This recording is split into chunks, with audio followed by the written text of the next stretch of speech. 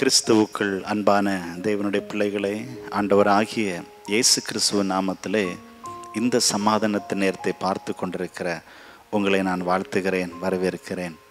அன்பானவர்களே, இந்த புதிய மாதத்தில் புதிய நன்மைகள் நமக்கு கிடைக்குமா என்று சொல்லி பல எதிர்பார்ப்புகளோடு நீங்கள் காத்து கொண்டிருப்பீர்கள். அன்பு தேவனுடைய பிள்ளைகளே, அவரை நம்புகிறவர்கள் ஒருவரும் வெட்கப்பட்டு போனதில்லை. அவரை நம்பி அவரை நோக்கி பார்த்து அழைக்கும் பொழுது அவர் நமக்கு நிச்சயமாகவே உதவி செய்வார். அன்பு தேவனுடைய பிள்ளைகளே, பல நேரங்களில் நமது வாழ்க்கையில் சூழ்நிலைகள் மிகவும் ஆபத்தாகவும் மோசமானதாகவும் காணப்படும் பொழுது அதை ஜெயிக்க நம் ஆண்டவர் நிச்சயமாக நமக்கு உதவி செய்வார் என்பதை நாம் அறிந்து கொள்ள வேண்டும். நியாயாதிபதிகள் புத்தகத்தில் 4ஆம் அதிகாரமும் 5ஆம் அதிகாரத்தில் பார்க்கும் பொழுது அங்கு இஸ்ரவேல் மக்கள் மறுபடியும் பாவம் செய்து அவருடைய வாழ்க்கையில் பலவிதமான கொடுமைகளையும் வேதனைகளையும் அனுபவித்து கொண்டிருக்கிறார்கள். இந்த சூழ்நிலையில் அவர்கள் ஆண்டவரை நோக்கி மறுபடியும் அழைத்த பொழுது ஆண்டவர் அவர்களுக்கு எப்படி உதவி செய்தார் என்று சொல்லி நாம் பார்க்க போகிறோம். மிக முக்கியமாக நெருக்கத்தில் ஒடுக்கப்பட்டு இருக்கின்ற இந்த சூழ்நிலையில் லபிதோத்தின் மனைவியாகிய தெபோராள் என்கிறதான ஒரு பெண் எழுந்து அந்த மக்களை விடுவிக்கின்றதான ஒரு சூழ்நிலையை நாம் அறிந்திருக்கிறோம். அவர்கள் எப்படி இந்த மக்களை மீட்டு கொண்டார்கள், இவர்கள் செய்தது என்ன என்று சொல்லி பார்த்து, இதே போன்ற ஆபத்தான சூழ்நிலைகளை நாம் சந்திக்கும் பொழுது எப்படி அவைகளிலிருந்து வெளிவர வேண்டும் என்று சொல்லி தெபோராளுடைய வாழ்க்கையின் மூலமாக இந்த நேரத்தில் நாம் தியானிக்க போகிறோம். அன்பான தேவனுடைய பிள்ளைகளே, தெபோராளை பார்க்கும் பொழுது போராட்டத்தை மேற்கொள்ள எழுந்த தெபோராள், ஒரு போராட்டமான ஒரு சூழ்நிலை. முக்கியமாக கானானியரின் சேனாதிபதியான சிசேரா இந்த இஸ்ரவேல் மக்களை 20 ஆண்டுகள் கொடுமைப்படுத்தி கொண்டிருக்கிறார். அவனுக்கு 900 இருப்பு ரதங்கள் அவனுக்கு இருந்தது. இப்படி ஒரு பயங்கரமான ஒரு ஆட்சியில் இருந்து கொண்டு இவன் இந்த இஸ்ரவேல் மக்களை பயங்கரமாக துன்புறுத்தி கொண்டிருக்கிறான். இப்படி மக்கள் பயந்து போயிருக்கின்ற இந்த சூழ்நிலையில், பயந்து போன நேரத்தில் இந்த சூழ்நிலையில்தான் தெபோராள் தானாகவே முன்வந்து இந்த மக்களை மீட்கின்ற ஒரு முயற்சியில் வருகிறார். என் அன்பு தேவனுடைய பிள்ளைகளே, ஆணாதிக்கம் அதிகமாக இருந்து கொண்டிருந்த நாட்கள், அதிகாரங்கள் பயங்கரமாக பலப்பட்டு கொண்டிருந்த அந்த நேரத்தில் ஒரு பெண்ணாக எழும்பி வந்து எப்படியாவது இந்த மக்களுக்கு உதவி செய்ய வேண்டும், இந்த இஸ்ரவேல் மக்களை எப்படியாவது பாதுகாக்க வேண்டும் என்று சொல்லி இவளை எழும்பி வந்து அவள் பெரிய ஒரு முயற்சியை எடுக்கிறதை பார்க்கிறோம். எனக்கு அருமையான தேவனுடைய பிள்ளைகளே, இங்கு இந்த பெண்ணாக இருந்து ஆண்டவர் சொன்ன வாக்குத்தத்தமாகிய யாபீனின் சேனாதிபதியாக சிசேராவையும் அவன் ரதங்களையும் அவன் சேனையையும் கிசோன் பள்ளத்தாக்கிலே உன்னிடத்தில் இழுத்து வர அவனை உன் கையில் ஒப்பு கொடுப்பேன் என்றும் இஸ்ரவேலின் தேவனாகிய கர்த்தர் உனக்கு கட்டளையிடவில்லையா என்று சொல்லி அப்படிப்பட்ட வார்த்தைகளை சொல்லி அவர் எழும்பி வருகிறதை பார்க்க முடிகிறது. அன்பானவர்களே, தெபோராளுக்கு நன்கு தெரியும் ஆண்டவர் சொன்ன வாக்குத்தத்தத்தை ஆண்டவர் நிறைவேற்றுவார். அதை என்ன ஆண்டவர் சொல்லி இருக்கிறாரோ, என்ன வாக்குத்தத்தத்தை ஆண்டவர் சொல்லி இருக்கிறாரோ அதை நிச்சயமாக ஆண்டவர் நிறைவேற்றுவார் என்று சொல்லி தெபோராளுக்கு நன்கு தெரியும். ஆகவே தான் இந்த சூழ்நிலையில் அவளாக எழும்பி வந்து முயற்சி எடுத்து இந்த மக்களை மீட்கின்ற ஒரு பணியில் ஈடுபடுகிறார்.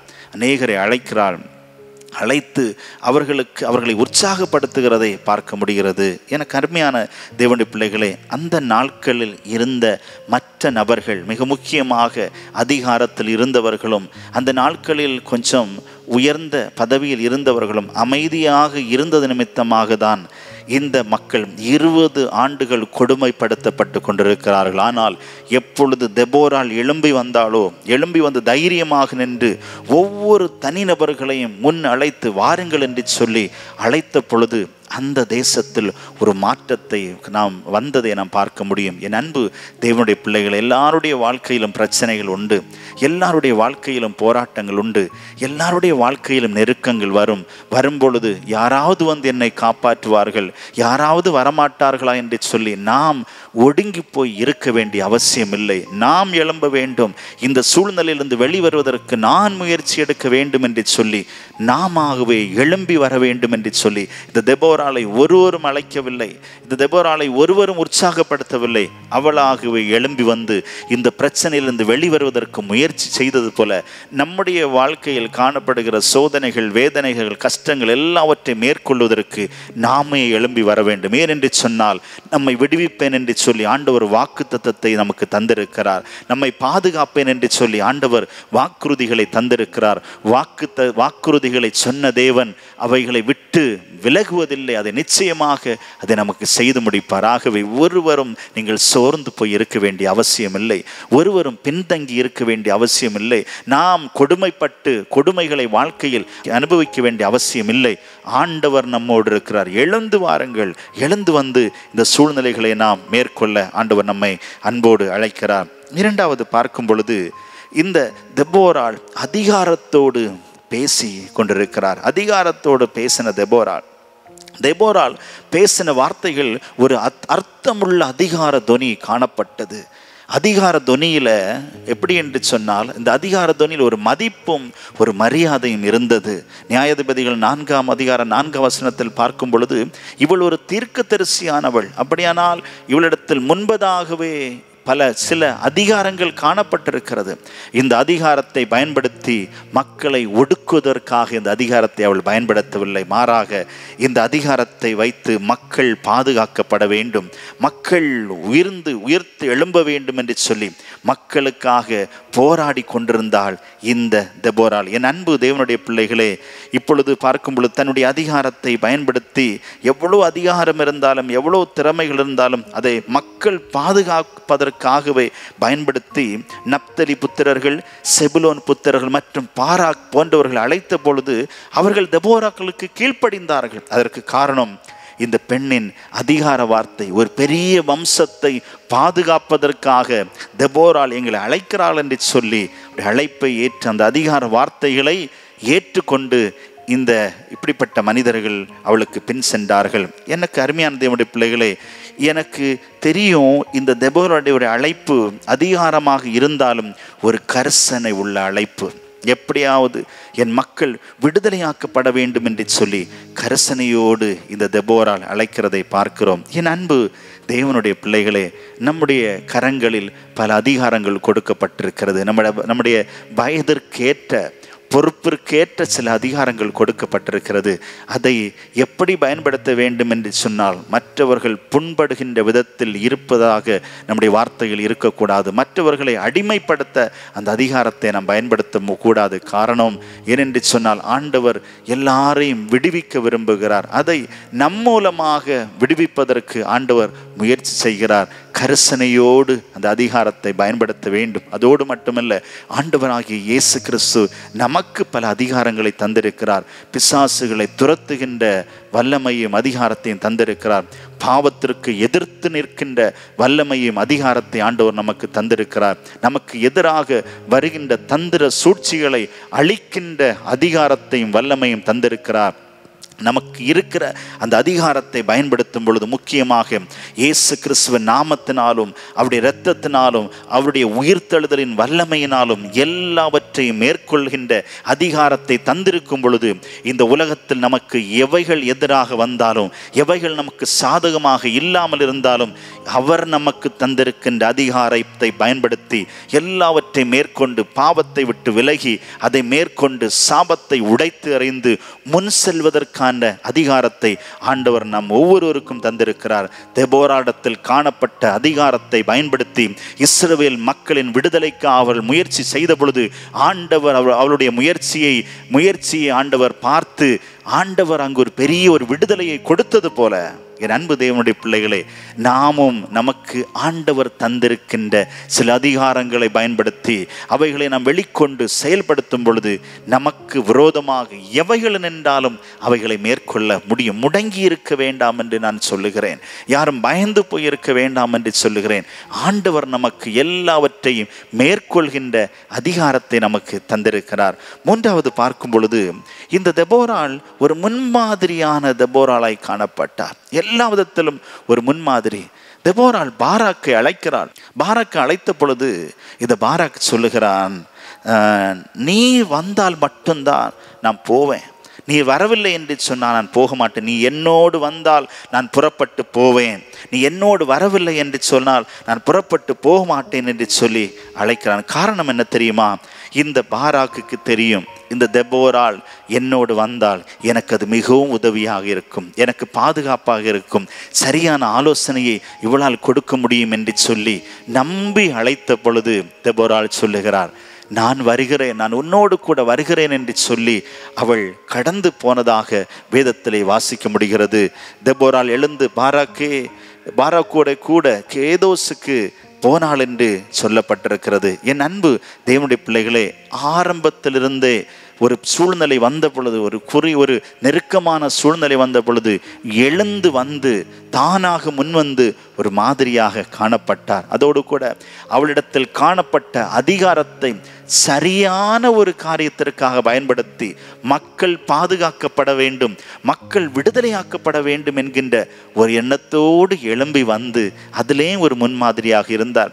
இந்த இரண்டையும் செய்துவிட்டு அவள் அமைதியாக இருந்திருக்கலாம். வேற யாராவது அனுப்பி நீங்கள் போய் செய்து வாருங்கள் என்று சொல்லி அனுப்பிவிட்டிருக்கலாம். ஆனால் ஒரு முன்மாதிரியாக, முக்கியமான ஒரு முன்மாதிரியாக இருந்து அவளும் அவளோடு இணைந்து அந்த பெரிய ஒரு போராட்டத்தில் வெற்றி பெறுவதற்கு இந்த ஒரு மாதிரியான வாழ்க்கை, ஒரு தெபோராளுடைய ஒரு மாதிரியான வாழ்க்கை காரணமாக இருந்திருக்கிறது. என் அன்பு தேவனுடைய பிள்ளைகளே, தெபோராலும் பாராக்கும் பாடின பொழுது தெபோராள் சொல்லுகிறாள், தெபோராளாகிய நான் எழும்பும் அளவும் கிராமங்கள் பாழாய் போயின. பிரியமானவர்களே, திறமைகள், தைரியம், ஞானம், இன்னும் பலவிதமான ஆவிக்குரிய அனுபவங்கள் எல்லாம் இருந்தாலும் தெபோராளை போல நாம் முன் செல்லாவிட்டால், முயற்சி எடுத்து போகாவிட்டால், நாமும் இணைந்து செயல்படாவிட்டால் அங்கு நாம் வெற்றியை கண்டு கொள்ள முடிவது இல்லை. சில நேரங்களில் ஒரு குறிப்பிட்ட இடத்தில் மட்டும் மாதிரியாக இருந்து கொண்டிருக்கிறோம், அல்லது ஒரு குறிப்பிட்ட நபர்களிடத்தில் மட்டுமாக தான் நாம் முன்மாதிரியாக இருந்து கொண்டிருக்கிறோம். ஆண்டவர் அதை எதிர்பார்க்கவில்லை. எல்லா இடத்திலேயும் முன்மாதிரியாக இருக்க வேண்டும். அது வீடாக இருந்தாலும், ஆலயமாக இருந்தாலும், கிராமமாக இருந்தாலும், பணி செய்கிற இடங்களாக இருந்தாலும், எல்லா இடத்திலையும் ஒரு முன்மாதிரியாக இருந்து நாம் முன் செல்லும் பொழுது நான் உங்களுக்கு சொல்லுகிறேன், ஆண்டவர் உங்களை பயன்படுத்துவார். ஆண்டவர் உங்கள் மூலமாக ஒரு பெரிய விடுதலையை கொண்டு வருவார். இந்த புதிய மாதத்தில் நீங்கள் நம்பிக்கையை இழந்து போனவர்களாக இருக்கலாம், பலனை இழந்தவர்களாக இருந்து கொண்டிருக்கலாம், வேதனைகளை சுமந்து கொண்டு இருதயம் உடைக்கப்பட்டவர்களாக நீங்கள் காணப்படலாம்.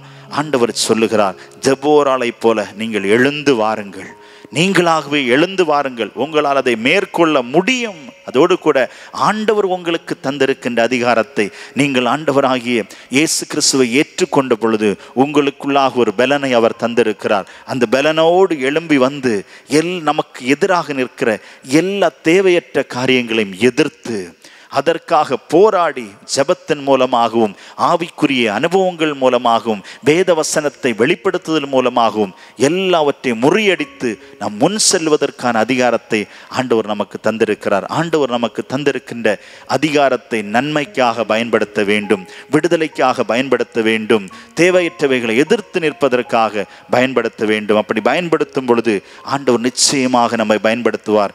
என் அன்பு தேவனுடைய பிள்ளைகளே, நாம் ஒரு மாதிரி உள்ளவர்களாக இருக்க வேண்டும் என்று சொல்லி ஆண்டவர் நம்மை அழைக்கிறார். நிச்சயமாகவே இஸ்ரவேல் ஜனங்களை ஆண்டவர் பாதுகாத்தது போல நம்மையும் இந்த மாதத்தில் நமக்கு விரோதமாக இருக்கிற எல்லா சூழ்ச்சிகளையும், நமக்கு விரோதமாக எழும்பி நிற்கிற எல்லா ஆபத்துகளையும் முறியடித்து விட்டு ஆண்டவர் நம்மை நிச்சயமாகவே பாதுகாப்பார் என்பதில் எந்த விதமான சந்தேகம் இல்லை. எனக்கு அருமையான தேவனுடைய பிள்ளைகளை, யாராக இருந்தாலும், எந்த இடத்தில் நீங்கள் இருந்து கொண்டிருந்தாலும், நீங்கள் எந்த சூழ்நிலையில் இருந்தாலும், நான் ஒன்றை சொல்லுகிறேன், நீங்கள் ஆண்டவரை நம்பி வரும் பொழுது, அவரை முன்னிறுத்தி நீங்கள் எழும்பி வரும் பொழுது, அவருடைய பலத்தை பிடித்து நீங்கள் தொடர்ந்து செயல்படும் பொழுது, நீங்கள் ஒரு மாதிரியாக முன்னின்று இவைகளை செய்யும் பொழுது, உங்கள் மூலமாக உங்கள் இல்லத்தில் ஒரு மாற்றத்தை பார்ப்பீர்கள். உங்கள் தனிப்பட்ட வாழ்க்கையில் ஒரு பெரிய வித்தியாசத்தை நீங்கள் பார்ப்பீர்கள். நீங்கள் கையிட்டு செய்கிற பிரயாசங்களில் ஒரு பெரிய விடுதலையை பார்ப்பீர்கள். இதுவரையும் பார்த்திராத ஒரு நன்மையை உங்கள் மூலமாக ஆண்டவர் கொண்டு வர போகிறார். இதுவரையும் பெற்றிராத ஒரு பெரிய அதிசயமான காரியங்களை உங்களுடைய நன்மையான ஒரு முயற்சியின் மூலமாக ஆண்டவர் கொண்டு வர போகிறார். என் அன்பு தேவனுடைய பிள்ளைகளே, இந்த நேரத்தில் நீங்கள் உங்களை ஒப்பு கொடுத்து, ஆண்டவரே, நான் முடங்கி இருக்கக்கூடாது, நான் செயல்பட வேண்டும், எனக்குள்ளாக நீர் தந்திருக்கின்ற வல்லமையை நான் பயன்படுத்த வேண்டும், அதோடு கூட எல்லா இடத்திலையும் நான் ஒரு முன்மாதிரியாக இருந்து, ஆண்டவரே, நான் எல்லாவற்றையும் முறியடித்து விட்டு உம்மிடத்திலிருந்து ஆசீர்வாதங்களை பெற்றுக்கொள்ள எனக்கு பலன் தாரும் என்று சொல்லி கேட்டு பாருங்கள். நிச்சயமாக நீங்கள் எல்லாவற்றையும் முறியடித்து நீங்கள் ஒரு பெரிய பராக்கிரமசாலியாக இருப்பீர்கள். பராக்கிரமசாலிகளின் மேல் ஆளுகையை ஆண்டவர் நமக்கு தந்து நம்மை உயர்த்துவார் என்பதில் எந்த விதமான சந்தேகம் இல்லை. கண்களை மூடி நம் ஆண்டவரை நோக்கி பார்ப்போமா?